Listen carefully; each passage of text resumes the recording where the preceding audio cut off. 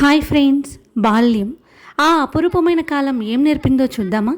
పొలం గట్లపై నడిపించి తడబడకుండా నిల్దొక్కోవడం నేర్పింది.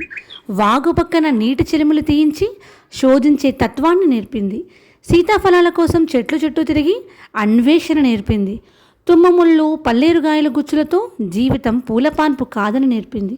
చిన్న చిన్న దెబ్బలు తగిలితే నల్లాల ఆకు రసం పోయించి చిన్న చిన్న ఇంటి వైద్య చిట్కాలను నేర్పింది. చెట్టు మీద మామిడికాయను గురు చేసి కొట్టడం లక్ష్యాన్ని ఛేదించడం నేర్పింది.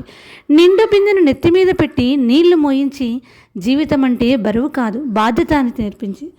బావి నుండి బొక్కెలతో నీళ్లు తోడించి బ్యాలెన్స్గా బరువు లాగడం నేర్పింది.